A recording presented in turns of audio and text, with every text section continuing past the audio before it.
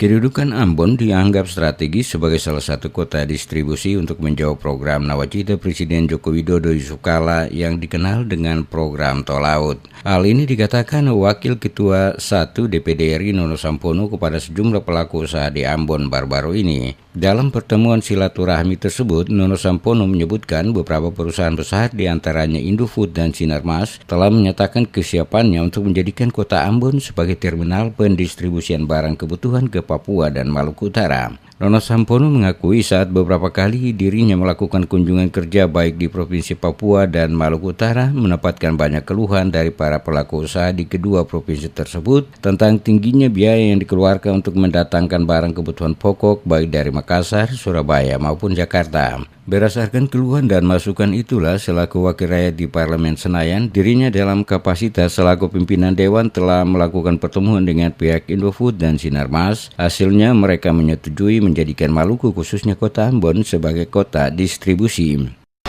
Kita akan panggil Sinarmas, akan panggil Indofood, kemudian bikin gudang di sana. Ya, Pak. Jadi kapal besar bawa ke Ambon, nanti kapal-kapal kecil yang distribusi ke Ternate, ke Merauke, ke Sorong, gitu. Bukan kayak sekarang, satu persatu bawa, kapal besar bawa, balik kosong. Jadi kira-kira sistemnya dibikin begitu. Bandara kita kan kemarin dipaparkan, Ambon itu sudah bagus, panjang sudah cukup, juga kurang lebar. Kemudian ini ya, pelayanan segala macam dengan itu nanti diperluas, sudah ada rencana.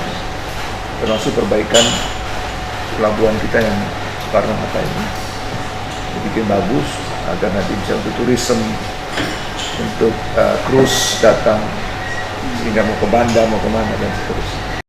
Mantan Kapolres ini mengungkapkan dengan dijadikannya kota Ambon sebagai terminal distribusi kebutuhan pokok ke kawasan timur Indonesia, selain mendekatkan rentang kendali pendistribusian sekaligus berdampak perekonomian di daerah ini. Nono Sampono juga pada kesempatan tersebut mengajak para pelaku usaha di kota Ambon untuk bersama-sama mendukung program pemerintah daerah membangun Maluku agar lebih maju.